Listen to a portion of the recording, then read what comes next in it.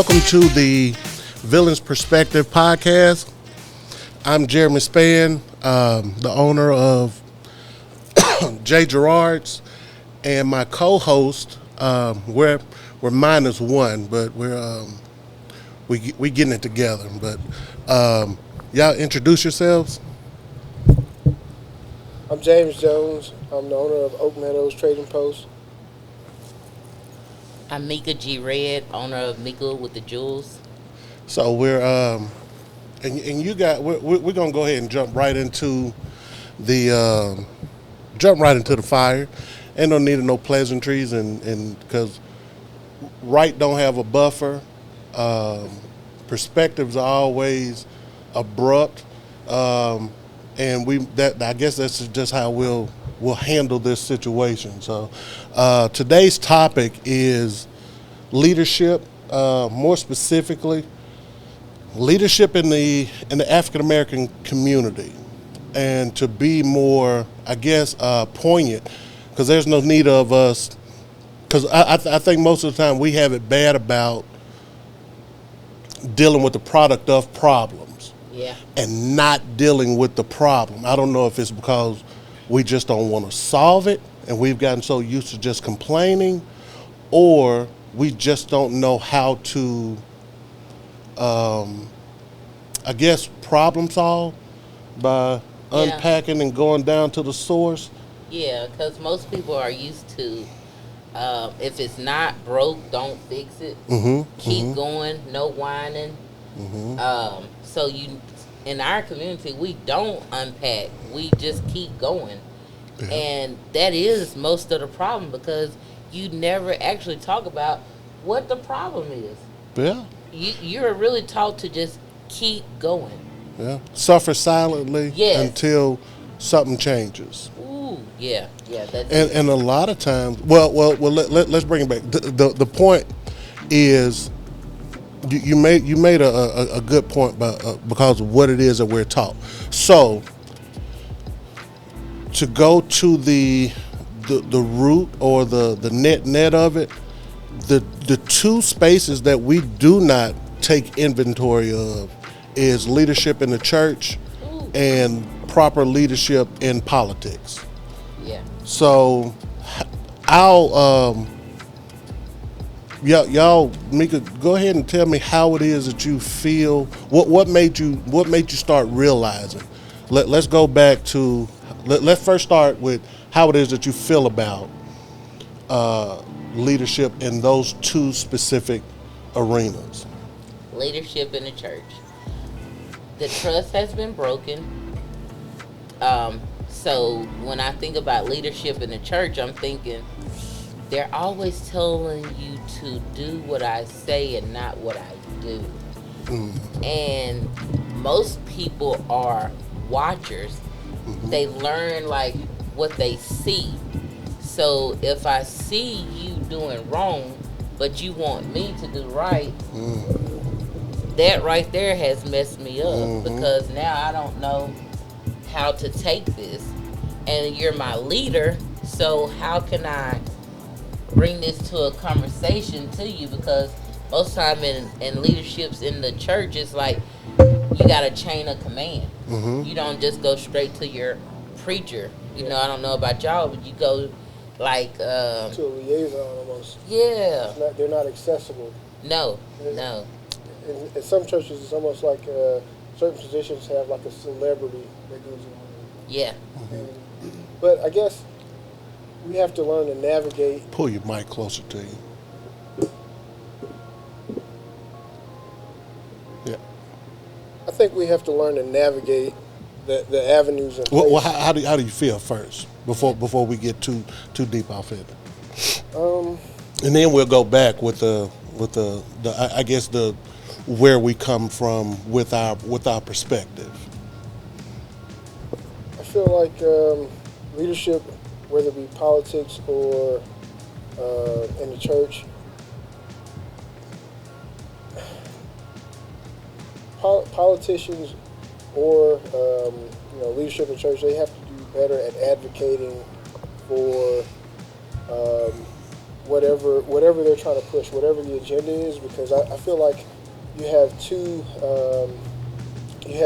parties. One party is thinking, okay, this person is our savior now.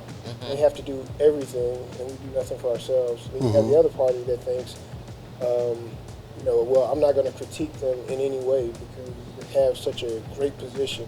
And I feel like it's a double-edged sword, and I feel like if they advocate their position, like the problem as far as accessibility, like you don't want one person to have too much, but if you advocate and you state, okay, these are the things that I'm working on, you have people in the community that will stand up and say, I can help you with that. I can give a helping hand. And But wouldn't that be good if those specific leaders knew that? I don't think they know it.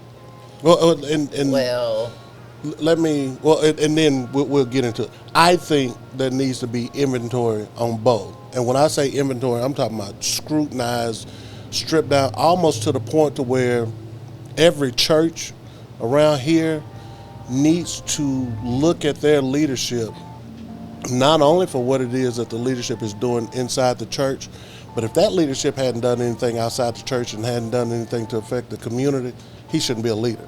yeah. Because there's two things that I understand about leadership and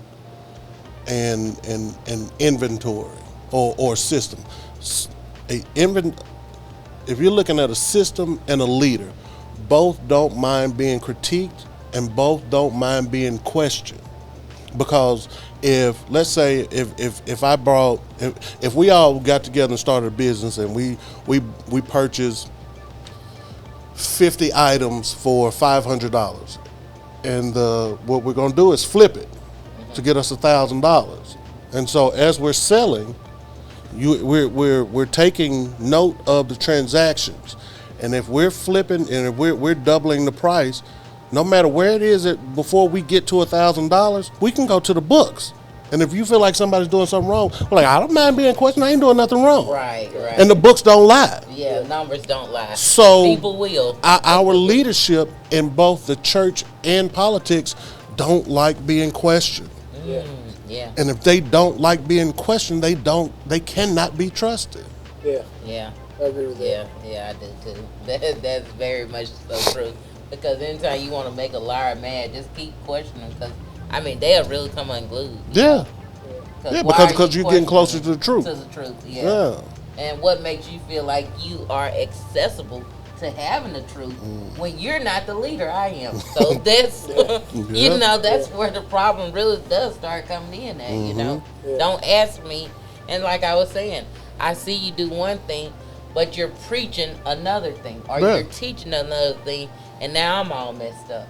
And that's how we get our flock messed up, because we're not, the trust is broken, we're not trustworthy, and we're not accessible to letting you know I have a problem with what you just taught or what I just saw with you. Yeah. So and you made that point earlier when we were talking about leaderships, and I can't remember exactly what it was, but okay, so if we're in a position where that the leadership cannot be approached and they have buffers and so forth and so on, to a certain extent I can understand that. But if we're looking at America and African Americans and towns and so forth, we're right now the house is on fire. Pleasantries and how do we get the people out before they start catching on fire, since the house is already? Well, the way that you get the people out is proper leadership. Because number one, if I'm the head of my household, I'm not negotiating with nobody. If I say, baby, I'll go get the kids, you go get the paperwork, and blah blah blah, we're gonna make sure everybody get out of the house. And if she's like, well, they're my kids and I had them and I blah, blah, blah, well, she's going to burn up. Because I already know physically I could carry the children. Yes. You go get the paperwork. You move quicker with paperwork. I move easier with children, and if push come to shove, I can run through fire faster without getting burned. Okay. You know, so and I'm not remotely concerned about being hurt because of the betterment of the family. Yeah. And so overall, when you get leadership like that that's willing to make those particular decisions, and not from an arrogant standpoint, because real leadership benefits everybody more so than it does itself. Yeah. That's the real thing of a leader, because when you think about a leader, that's just a person who listens and follows real instructions. You know what I'm saying? Mm-hmm. You listen to the details. Hey, there's a fire. Well, what did we learn about fire? You didn't just learn about a fire now that you got married. You've been hearing about fires all your life. Right. So now it's time to put into action what you've heard, what you've learned. Yeah. So that is a wonderful leader, because they've heard everything, they've listened, and now they're about to execute the plan. Do you think that leadership, whether it be politics or in the church, that there's an audit, so to say, that is not communicated to, say, the public or church members, where they audit? That goes back to what I was trying to figure out what you said earlier. Oh, that corruption. It's intentional. Yeah. Oh, yeah, that's what I was saying about corruption. Yeah. If is there so much corruption, and okay, say I'm just positive Daisy, Mm-hmm. and I go into this farce of nothing but like corruption, and nobody has told me. So I'm thinking there's a bright side, I'm running to the bright side when I'm really running into nothing but trouble, problems, and nobody has told me anything. Yeah. And you done ran into all this corruption, and you think it's right because guess what? That's all you've been taught, is to listen to that person. That person has opened a door of nothing but. But see, our community says that. Our community says, don't question no pastor. Don't question no, because.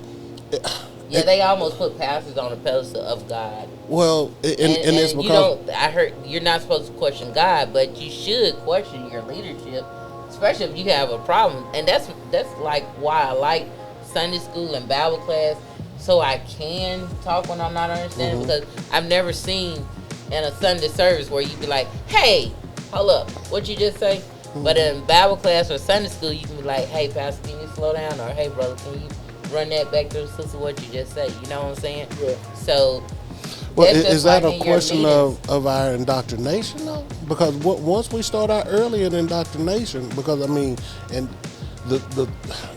I'll briefly go through it as quick as possible with an explanation later. But once you learn not to seek information, because of what Adam and Eve did, you get taught to be right there. You don't want to be too good of a Christian, too bad of a Christian, too good of a Democrat, too good of a Republican, too bad of either one. We in America get taught mediocrity. And mediocrity leads you to be okay with somebody telling you something else, telling you what it is that they want you to do. So it's don't go find no information. Don't be good at nothing. Don't be too good or don't be too bad. And then the final level of indoctrination is, if you can wait until later to get your riches, then I can kick your ass right now, and you'll be okay with it. Yeah, you'll be okay with it, because I mean because after the church get finished telling you to wait for your riches, all of a sudden a politician come in and says, "Well, I can get you a job. It may not pay much, but your retirement is going to be awesome." Yeah, and your insurance. Yeah. And then you find out you're sick, or one of your kids or Pull it close. somebody in the household is sick that needs the insurance, and then you're like, what happened? I thought I had this, and they trick you, and you didn't even seek into it. You just signed the papers, and they already got you. So, yeah, we are very much taught to be quiet and just go along with what I told you. Don't seek knowledge, and that's when you run into problems. When you start researching stuff, when you start learning for yourself, and you're like, "Now, didn't you tell me don't do that? Yeah. Didn't I just see you do that?" Like, how do we fix? And that's what I was saying earlier that made you say that. How do you fix corruption from corruption? I think that if if a plan is clearly communicated, and then there's like as far as accessibility and questioning, all I understand the levels of accessibility because, like I said, you don't want all the weight on one person and everybody bothering one person. Like, you know, a politician, you can't have him too accessible to the public to where he has to listen to every Tom, Dick, and Harry. Right.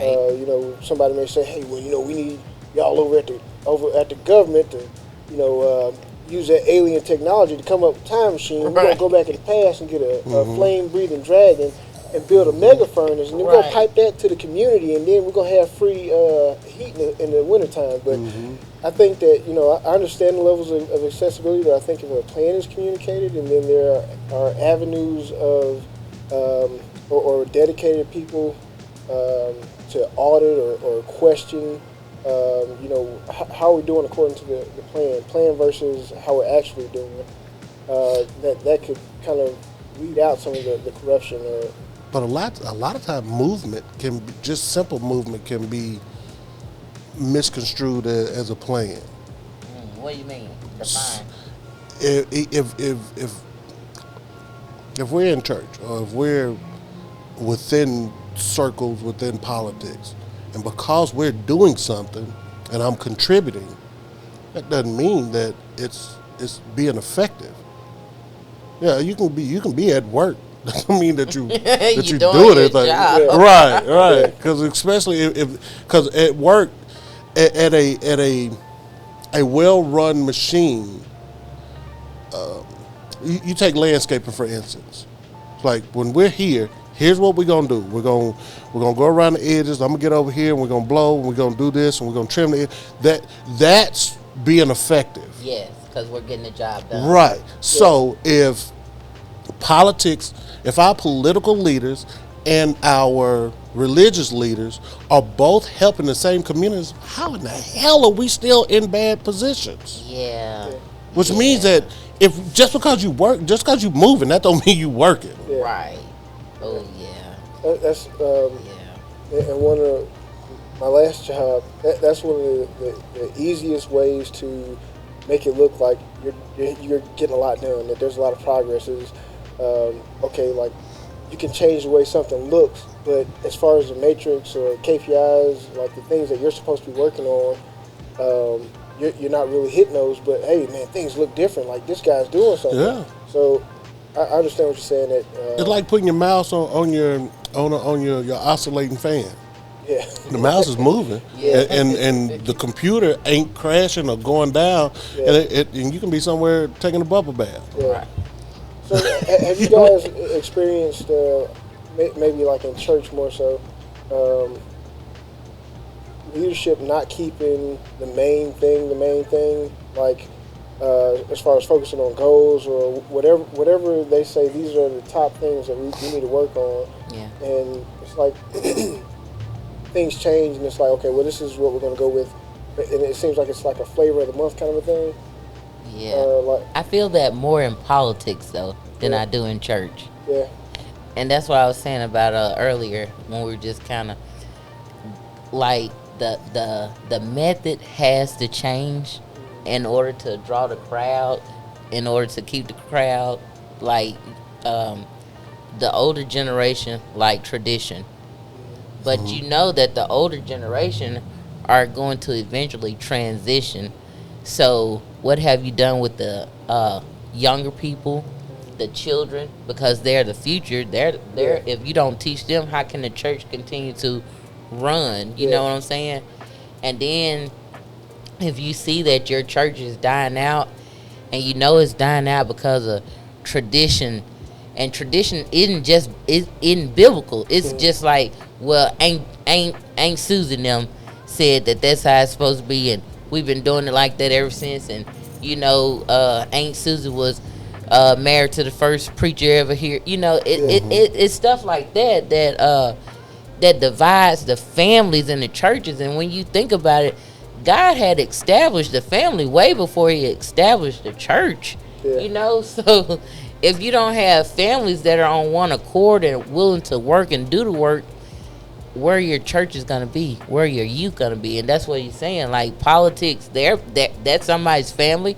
You know, the church is built off family. So if you got, hey, I'm only gonna do this for cousin Jake's family.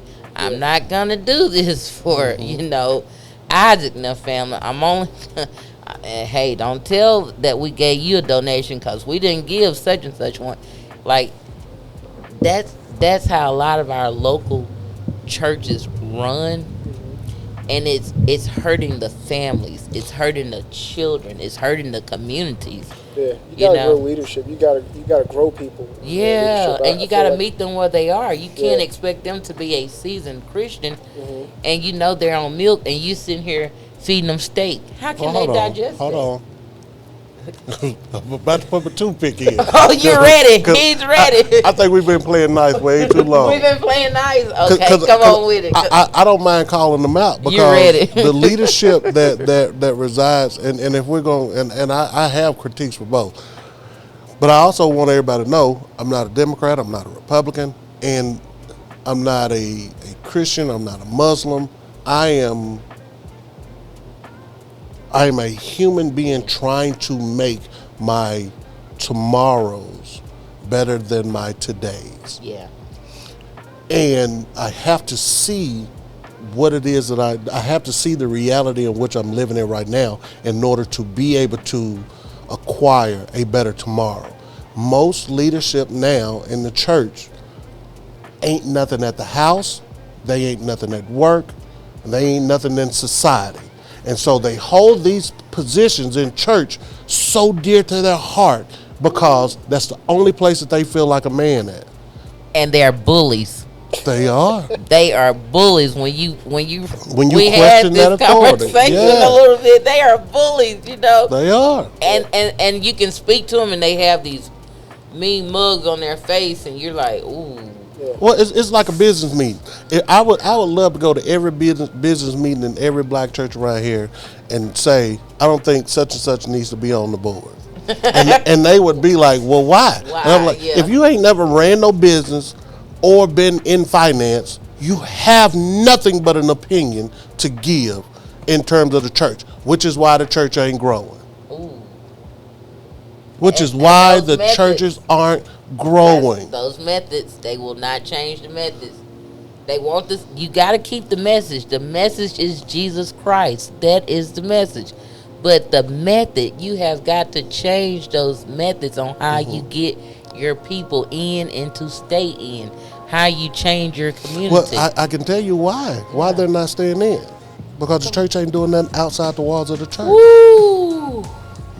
My Holy Ghost is activated. Because think about it. Let's look at the average church around here. Okay. It's just in Brandon and Flowood. Okay. What churches affect the communities? And it shouldn't matter whether or not these people go to your church or not. These people are part of your community. But if you're losing members to Pine Lake and Word of Life, the reason that you're losing because those churches are doing stuff outside of their community. They changed their method. They did not change their message. They changed their method. And in our black churches, you're gonna have to change your method. You cannot say it worked for granddaddy and grandmama, so it's gonna work. Well, technically, it didn't. Technically, you only listened to grandma and granddaddy because they had good leadership with them, and they were showing you this is how we make it. But then once they have passed on, and nobody's picking up their slack on the true foundation of what it was that we're building, which is to keep our families together. You break bread together. That's why a lot of the families were eating after service together, because that's one of the forms that you keep people together. You break bread with them. That way you can discuss different things. That's how you know if people are hurting, who family needs what, because those were the real people who were putting down the foundation for the communities, not just for the church. You know what I'm saying? When you think about that, when you start thinking about the foundation of your family, who started it, where are they now, who kept up with it. You know what I'm saying? Like for your grandma, we knew when our grandmother passed. She said to us, "Listen, we family. Glenn gone, but I'm here. This is where y'all come to on Sundays." That is what we did. We continued to break bread together. We continued to be a family. She wasn't worried about if you went to church that Sunday. She was worried about you get here to a meal. Yep. You know what I'm saying? And then that would open doors for communication. Yeah. Well, I've been hearing about such and such. Well, you all right? Are Or, hey, you need to blah, blah, blah. Yeah. Now, to add to that, we also allowed ourselves to say, I'm from such and such, or I represent blah, blah, blah. When do we stop? Or because we stopped saying that I'm a Red or I'm a Gibson. Yeah. Now, there's a lot of weight that comes with being or saying that because now you got to represent the Joneses. Ooh, yeah. Because the Joneses can get on their tail. Yeah. Your city can't. And if you let your city down, city ain't finna come chastise you. Yeah. But somebody in the Jones family, hey, man. Because your name is not your name. Right. Well, I don't care nothing about you making you look bad. Yeah. But you ain't finna make us look bad. Come on. Yeah. You know, but I mean, even in that, Democrats and Republicans are it's one thing that I understand about the Republicans. They all for every Republican, except for when that Republican does something to make all Republicans look bad. And then they're like, hey, Yeah, we take our hands off of it right now. Yeah, y'all have him. Because he's shown that he ain't no good for us anyway. Right. Now, the contrary, it's just like the embrace of everybody and everything in terms of the Democrat Party, because I oppose both. So the Democrats say, well, we want all the bad eggs. So now you've lowered your level of expectations. So which means that you don't get as much tomorrow because you don't have aspirations. And we're bringing in and in terms of family, in terms of church, in terms of your political affiliation, if the bar is not set and it stays there and there's an expectation, so this goes back to leadership. Leadership keeps lowering the bar. And so, truth be told, it's just like when the monument was down here and they were talking about the monument. My thing at that time was, one way or another, it's of no concern to me. But I can see how if a person didn't have a or else, if you don't have a or else, and the leadership of the statue opposing side didn't have a concept of, we're gonna go down here and we're gonna demand that they take this monument down, or else. And if they had been asked by the people that were in affirmation of the monument, if we don't take it down, or else what? We're not gonna bring our money. Yeah, but are we effectively? No, because that's the thing. Like, why didn't we continue that process if it was so leadership?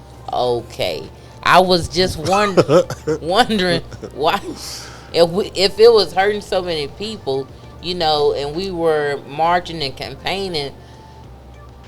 Is it that the people that were in charge got what they wanted, and now it's like, okay,